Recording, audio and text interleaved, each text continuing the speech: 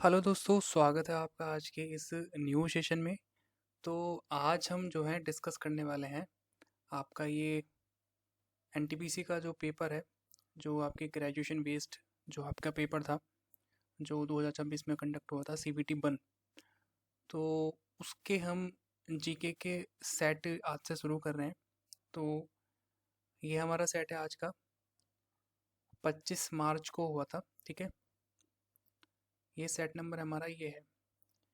ये हुआ था आपका 25 मार्च 2026 को, ये वाला।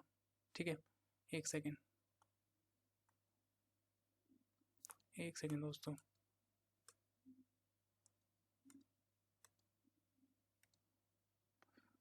तो हमारा ये सेट है।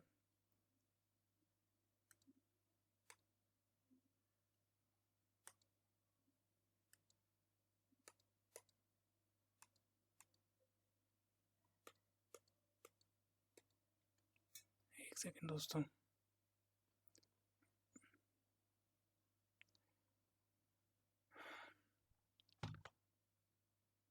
तो ये 25 मार्च को हुआ था, 2026 में फर्स्ट शिफ्ट है।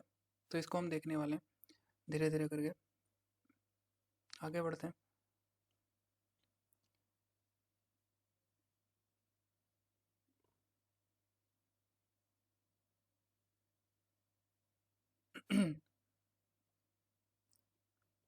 लैंग्वेज कर लेते हैं हिंदी अपनी। सिलेक्ट हो गया ये हमारा, और ये हमने कर दिया अपना टेस्ट स्टार्ट। ठीक है, इसको कर लेते हैं ज़रा रिमूव, ये जो पोर्शन है।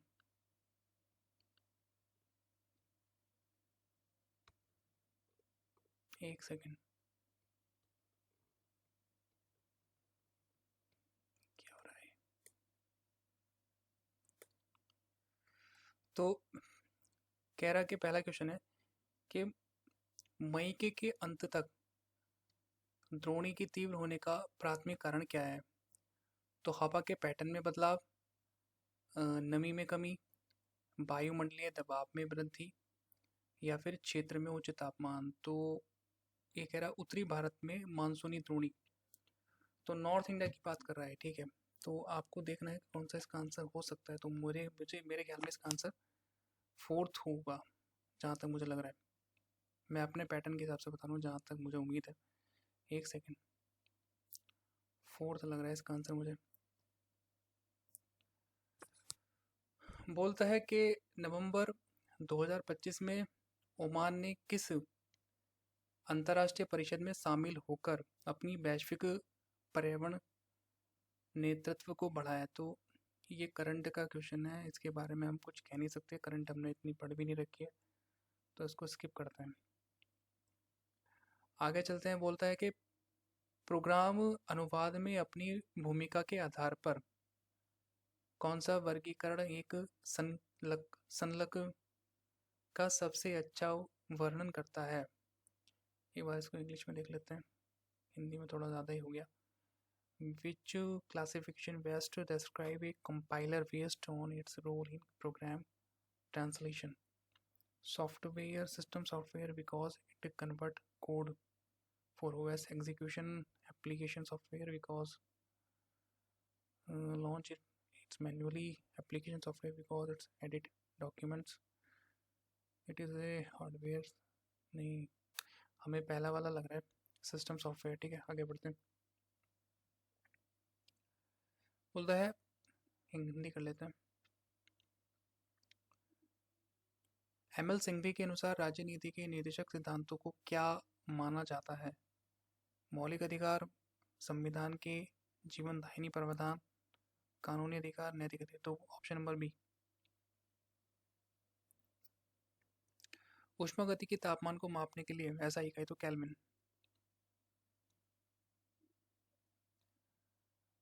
कई पौधे एक चिपचिपा दूधिया तरल स्रावित करते हैं जो इसे अपनी रक्षा तंत्र के लिए उपयोग करते हैं। ठीक है, इस तरल को डैश के रूप में माना जाता है। तो कोशिका रस, लैक्टस एंजाइम, या फिर पाला हार्मोन। तो मेरे ख्याल में लैक्टस इसका आंसर है, ऑप्शन नंबर बी। आगे बढ़ते हैं। प्रारंभिक जैविक समाज में गोपति शब्द का अर्थ है, तो गोपति शब्द होते हैं जो अनुष्ठान करते हैं, जो गायों की रक्षा करते हैं, योद्धा जो युद्धों का नेतृत्व करते हैं। मेरे ख्याल में ये होना चाहिए, प्रमुख जो गायों की रक्षा करते हैं। बोलता है अक्टूबर 2025 में 47वां, ये हमें नहीं पता, इसको स्किप मारते हैं। करंट का क्वेश्चन है, कह रहा कौन सा बौद्ध धर्म जो पहला जो लगभग पहली शताब्दी ईस्वी में संकलित किया गया था, बुद्ध के पिछले जन्मों की कहानियों का। अच्छा, तो यह जातक कथाएं, ऑप्शन नंबर ए। भारत में चाय की खेती मुख्य रूप से किस क्षेत्र में अच्छा केंद्रित है, तो ये आपकी होती है उत्तरी पूर्वी, नॉर्थ ईस्ट वाला जो एरिया है।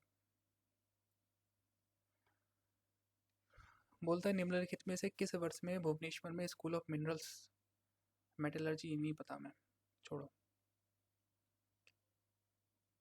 इसको करते हैं ओके, ठीक है। बोला किस मुगल दरबारी इतिहासकार ने अकबरनामा लिखा, अकबरनामा लिखा था ये आपके अबुल फजल। 1990-91 के भुगतान संतुलन संकट के दौरान भारत का विदेशी मुद्रा भंडार केवल कितने समय तक आयात को वित्त पोषित करने के लिए पर्याप्त था, तो ये केवल 1 महीना, 1 सप्ताह नहीं, 2 सप्ताह तक था, 14 दिन तक था ये, option number B. Pandit Hariprasad Chaurasia 1992 में भारतीय संगीत में उनके योगदान के लिए कौन सा पुरस्कार मिला, तो ये मिला था इनको पद्मश्री, पद्म विभूषण, महाराष्ट्र गौरव पुरस्कार, पद्म विभूषण, मेरे ख्याल में पद्म विभूषण इनको दिया गया था, या पद्मश्री, पद्मश्री, पद्म पद्म विभूषण मुझे थोड़ा ज़्यादा लग रहा है, कह नहीं सकते, देखते हैं। व्याकरणा जिसे कहा जाता है जब तब होती है जब प्रकाश एक पारदर्शी मध्य, हाँ तो ये अपवर्तन होता है। ASCII के बारे में निम्नलिखित में से कौन सा कथन सही है, तो ASCII लोकल एरिया नेटवर्क नहीं है, उच्च क्षमता वाला ऑप्टिकल डिस्क प्रारूप नहीं, CD पर ऑडियो रिस्टोर करना नहीं, हाँ ये इसका आंसर हो जाएगा, यूनिक कोड का उपयोग करके अक्षरों का प्रतिनिधित्व करता है। इसकी फुल फॉर्म होती है American standard code international interchange करके कुछ ऐसी होती है। पृथ्वी के अंदर लगभग कितनी गहराई पर मेटल और कोर के बीच की सीमा स्थित है, तो मेटल और कोर के बीच की, आई थिंक ये ऑप्शन नंबर डी, 29 किमी। वैश्वीकरण का प्रभाव नहीं है, भारतीय अर्थव्यवस्था पर वैश्वीकरण का प्रभाव कौन सा नहीं है, तो प्रत्यक्ष निवेश FDI का उदार बनाया गया। जुलाई 1991 में रुपए का लगभग 20% 2 चरणों में अवमूल्यन। रुपए की आंशिक परिवर्तनीय ताकि प्रणाली की शुरुआत अर्थव्यवस्था की स्थिरता के लिए विदेशी संस्थागत निवेशों की ओर अधिक प्रतिबंधात्मकता बनाया गया, तो मेरे ख्याल में 2 चरणों का अवमूल्यन, आई थिंक ये हो सकता है, बट यहाँ मुझे डाउट है थोड़ा, तुक्का मार रहा है। सितंबर 2025 में जारी NIRF 2025 के अनुसार किस संस्था ने सिर्फ IIT मद्रास टॉप पे था। बोलता यूरोप के पूरे समुद्री मार्ग की खोज के लिए वास्को डी गामा भारत में सबसे पहले निम्नलिखित में से किस शहर में पहुंचे थे, तो कालीकट, सिंपल सा आंसर, सिंपल सा क्वेश्चन। बोला 97वें संशोधन ने निम्नलिखित में से किसे संवैधानिक दर्जा प्रदान किया, तो ये सहकारी समिति थी, सिंपल सा क्वेश्चन है। भारत की ब्लू वाटर पॉलिसी को लागू करने वाला पहला पुर्तगाली गवर्नर कौन था, तो ये तो याद भी है, Francisco de Almeida, option number 3। 91, 92, 98, 99 के दौरान औद्योगिक उत्पादन सूचकांक IIP के अनुसार किस औद्योगिक क्षेत्र में औसत वार्षिक वृद्धि में स्पष्ट गिरावट देखी गई थी, तो विनिर्माण और इंजीनियरिंग, बिजली और उपयोगिता, बुनियादी और पूंजीगत वस्तु, या फिर खनन और उत्पादन, तो मेरे ख्याल में इसका आंसर ऑप्शन नंबर सी होना चाहिए, तुक्का मारते हैं। 2025 में किस राज्य सरकार ने बनेरघट्टा राष्ट्रीय उद्यान के चारों ओर एक नया पारिस्थितिकी रूप से संवेदनशील क्षेत्र बनाने की घोषणा की, तो बनेरघट्टा कर्नाटक में है, सिंपल सा इसका आंसर ऑप्शन नंबर ए हो जाएगा। आगे बढ़ते हैं। भीम बेटिका पुरापाषाण स्थल भारत की किस नदी घाटी के पास है? तो भीमबेटका जो है आपका, ये मध्य प्रदेश में पड़ता है, और मध्य प्रदेश में ना ही आपकी यमुना जा रही है, ना ही गंगा, और सतलुज भी नहीं, तो ये आंसर इसका नर्मदा होना चाहिए। ठीक है। महात्मा गांधी ने किस वर्ष दांडी में नमक कानून तोड़ा था? तो इन्होंने तोड़ा था शायद 1930। हाँ, 1930 में तोड़ा था। थोड़ा सा आइडिया नहीं है मुझे, लेकिन बस। किसी वस्तु की कुल यांत्रिक ऊर्जा किन दो, हाँ तो ये तो सिंपल सा, स्थितिज ऊर्जा और गतिज ऊर्जा का योग होती है, टोटल जो एनर्जी होती है। निम्नलिखित में से कौन सा ऑपरेशन विशेष रूप से ठीक से काम करने के लिए एप्लीकेशन सॉफ्टवेयर के बजाय सिस्टम सॉफ्टवेयर पर निर्भर करता है? अच्छा, एप्लीकेशन सॉफ्टवेयर के बजाय सिस्टम सॉफ्टवेयर पर निर्भर करता है। प्रोग्रामों को मेमोरी आवंटित करना, एक डिजिटल फोटो फाइल को संशोधित करना, प्रेजेंटेशन फाइल डिजाइन करना। मेरे ख्याल में ये वाला इसका होना चाहिए, ऑप्शन नंबर ए।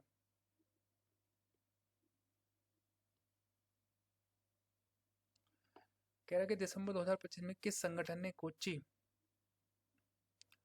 भारत में हाई सीज ट्रिटी BBNJ पर राष्ट्रीय हितधारक परामर्श की मेजबानी की? तो ये करंट का क्वेश्चन है, हमें नहीं आता, इसको स्किप मारते हैं। 2025 में संयुक्त राष्ट्र महासचिव द्वारा शुरू की गई UN80 का पहल का प्राथमिक उद्देश्य था? तो नहीं पता।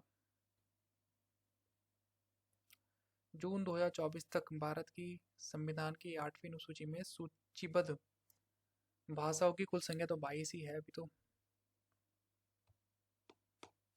मुंडलैंड आयोग 1987 की निम्नलिखित में से किस रिपोर्ट ने सतत विकास की अवधारणा को परिभाषित किया? तो साइलेंट स्प्रिंग, विकास की सीमाएं, हमारा साझा भविष्य, या फिर एजेंडा 21? पता नहीं, स्किप मारते हैं इसको। नरेंद्र मोदी द्वारा लिखित और 2025 में प्रकाशित पुस्तक आपातकाल की डायरी, जो वर्ष जिन्होंने एक नेता को आकार दिया, विषयगत रूप से भारतीय राजनीतिक इतिहास के निम्नलिखित में से किस अवधि से जुड़ी है? तो ये आपातकाल की बात कर रहे हैं ना, तो ये 1975 टू 1977 तक थी, ऑप्शन नंबर 3। दिसंबर 2025 में एम्स दिल्ली द्वारा ग्रास रूट परीक्षण के तहत किस उन्नत मस्तिष्क स्टेट का सफलतापूर्वक परीक्षण किया गया? तो आई डोंट नो, नहीं पता हमें।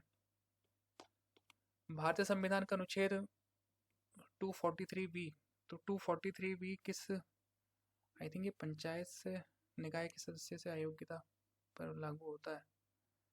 जिला परिषद, पंचायत, नगर पालिका, आई थिंक पंचायत, यहाँ थोड़ा शायद नगर पालिका इसका आंसर है। डाउटफुल हूँ थोड़ा, मतलब। अनुच्छेद 13 पूर्व संवैधानिक और उत्तर संवैधानिक दोनों कानूनों की न्यायिक समीक्षा का प्रावधान करता है। ठीक बात है। अनुच्छेद 13 घोषित करता है कि मौलिक अधिकारों के साथ असंगत या उनका अपमान करने वाले सभी कानून शून्य और अमान्य होंगे। नहीं पता, स्किप करो। भारतीय संविधान का कौन सा अनुच्छेद सर्वोच्च न्यायालय को अपने द्वारा सुनाए गए किसी भी फैसले या दिए गए आदेश की समीक्षा करने का अधिकार देता है? तो ये होता है आई थिंक सुनाए गए, सर्वोच्च न्यायालय द्वारा सुनाए गए किसी भी फैसले या दिए गए आदेश की समीक्षा करने का अधिकार। तो आई थिंक 45 37, 45 या 37 में से कोई एक आंसर है इसका। आई थिंक 45 हो सकता है, बट मुझे कंफर्म नहीं है, बट इन दोनों में से है कोई सा।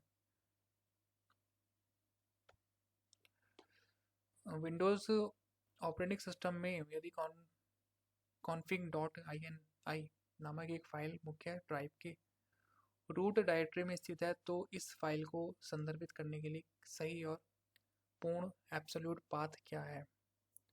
क्या ये, अच्छा, config.in, तो इसका ये आंसर होगा, ऑप्शन नंबर बी। ठीक बात है। जीएसटी परिषद के निर्णय लेने की प्रक्रिया में केंद्र सरकार और राज्य सरकार के बीच मतदान शक्ति कैसे वितरित की जाती है? तो केंद्र सरकार का होता है 1/2 और राज्य का होता है 2/3। निम्नलिखित में से कौन सा भारत के एक छोटे औद्योगिक क्षेत्र का उदाहरण है? छोटे औद्योगिक क्षेत्र का उदाहरण का हुंगली, गुजरात, छोटा नागपुर, या हुंगली हो सकता है, तुक्का मारते हैं। देखते हैं। तो ये हो गया हमारा टेस्ट कंप्लीट। इसको डालते हैं सबमिट टेस्ट में। हमारे ये 32 आंसर हुए हैं, 8 हमने नोट आंसर करे हैं। देखते हैं हमारी क्या आता है रिजल्ट। तो हमारे बने हैं ये दोस्तों, हमारे बने हैं यहाँ पे ये 26 नंबर। कम गए, ये बने हैं हमारे 26.68 नंबर। हमारी एक्यूरेसी हमारी ये 87.5। एक सेकंड रुक जाओ, मैं ज़रा पेन दूसरा सेलेक्ट कर लेता हूँ।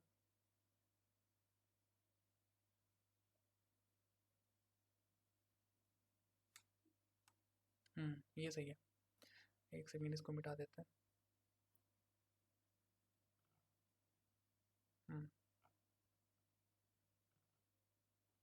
ठीक है।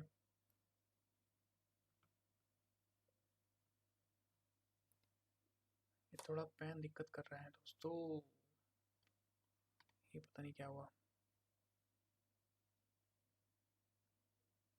ओ,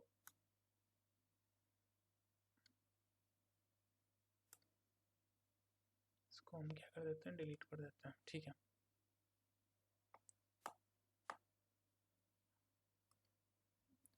तो हमारे नंबर बने हैं ये, और हमने 32 अटैम्प्ट करे थे। 87.5 हमारी एक्यूरेसी है, 95.67 हमारी परसेंटाइल आई है, और हमारी रैंक है ये 1191। कितने में से ये 27,492, 482 में से। तो ठीक है, इतना अच्छा, ठीक है, मतलब इतना बुरा भी नहीं है, ठीक है। लेकिन इसको और अच्छा कर सकते हैं अगर हमारा करंट अफेयर और अच्छा हो जाए तो। देखते हैं। और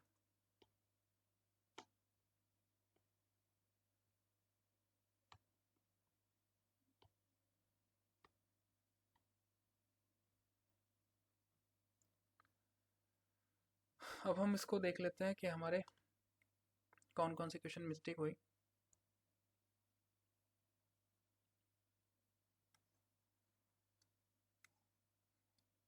और उनके क्या आंसर होंगे। ठीक है,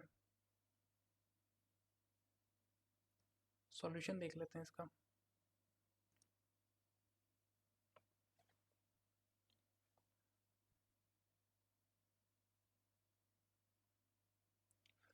क्वेश्चन नंबर हमारा 2 था। कह रहा कि नवंबर 2025 में ओमान ने किस अंतर्राष्ट्रीय परिषद में शामिल होकर अपनी वैश्विक पर्यावरण नेतृत्व को बढ़ाया। तो ये तो करंट का था, मैं नहीं आता था, तो क्या आंसर होगा इसका। Option number C, UNESCO man and the biosphere counselling. ठीक है।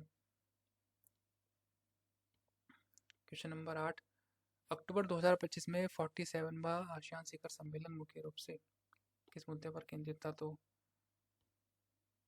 अच्छा, समावेशिता और स्थिरता पर। ठीक है। कह रहा निम्नलिखित में से किस वर्ष में भुवनेश्वर में school of minerals metallurgy and materials engineering SMME की स्थापना की गई। 2012 में की गई। ठीक है। क्वेश्चन नंबर 18 हमारा गलत था। ओके, क्या आंसर था इसका। कह रहा कि निम्नलिखित में से कौन सा भारतीय अर्थव्यवस्था का पर वैश्वीकरण का प्रभाव नहीं है। ये बोलता है प्रत्यक्ष निवेश, प्रत्यक्ष विदेशी निवेश को उदार बनाया गया जुलाई 1990 में रुपए का लगभग 20%। क्या आंसर होगा इसका, देखते हैं। ओह, हमने 2 लगाया, इसका आंसर था ये, अर्थव्यवस्था की स्थिरता के लिए विदेशी और संस्थागत निवेशों को और अधिक प्रतिबंधित बनाया गया। ठीक है, तो इसका आंसर हो गया। आगे बढ़ते हैं। क्वेश्चन नंबर हम देखते हैं 23।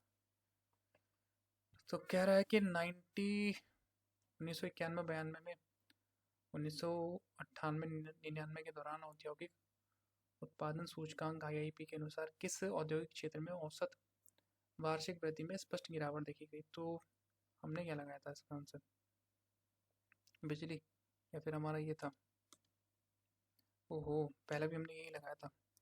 तो इसका आंसर है दोस्तों खनन और उत्खनन, ऑप्शन नंबर 4। क्वेश्चन नंबर 29 है, दिसंबर 2025 में किस संगठन ने कोच्चि भारत की हाई सीज ट्रीटी पर भारतीय हितधारक परामर्श की मेजबानी की? देखते हैं इसका आंसर क्या होगा। इसका आंसर है केंद्रीय समुद्री मत्स्य अनुसंधान संस्था। इन्होंने की मेजबानी, ठीक है।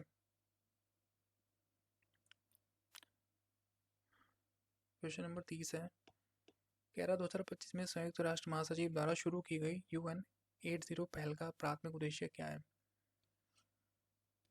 संघर्ष क्षेत्रों में सैन्य उपस्थिति का विस्तार करना, एक नई वैश्विक मुद्रा बनाना, या फिर वैश्विक पर्यटन को बढ़ावा देना, या फिर संयुक्त राष्ट्र की भीतर तक, आई थिंक ये, ओहो, संयुक्त राष्ट्र के भीतर दक्षता और लागत प्रभावशीलता में सुधार करना, ये इसका आंसर हो जाएगा। मुंडलैंड आयोग 1987 की निम्नलिखित में से किस रिपोर्ट ने सतत विकास की अवधारणा को परिभाषित किया? एजेंडा 21, विकास की सीमाएं, साइलेंट स्प्रिंग, पता नहीं इसका आंसर क्या होगा। अच्छा, हमारा साझा भविष्य, तो ऑप्शन नंबर इसका आंसर होगा। 34 की बात करेंगे, 11 दिसंबर 2025 में एम्स दिल्ली द्वारा ग्रास रूट परीक्षण के तहत किस उन्नत मस्तिष्क स्टेट का सफलतापूर्वक परीक्षण किया गया था? Da Vinci, supernova state, Vikram 1, या फिर ऑन्कोमार्क? Supernova state I think. ओहो, ठीक हो गया। बट चलो उस टाइम हम थोड़ा डाउटफुल थे, नहीं लगा पाए। 4 क्वेश्चन हमारे गलत हुए इसमें, और 8 क्वेश्चन हमने छोड़े थे। क्वेश्चन नंबर 26 का आंसर क्या है? बोथ, ओहो, दोनों सही है भाई इसके तो। चलो खैर, पता नहीं था, मैं तुक्का ही मारते। इसका आंसर समीक्षा करने का अधिकार कौन सा है, इसका क्या है? अनुच्छेद 137। अच्छा, ये कह रहा है कि किसी भी फैसले या दिए गए आदेश की समीक्षा करने का अधिकार देता है, तो 137। अच्छा, सर्वोच्च न्यायालय को, ठीक है। आगे बढ़ते हैं, और ये लास्ट क्वेश्चन है हमारा।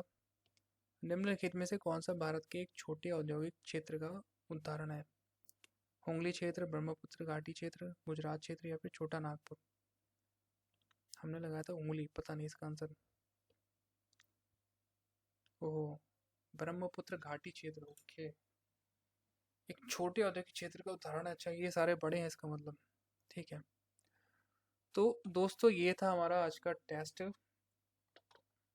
मैं आपको बता दूं एक बार, ये हमारा जो टेस्ट था, ये था हमारा 25 मार्च का,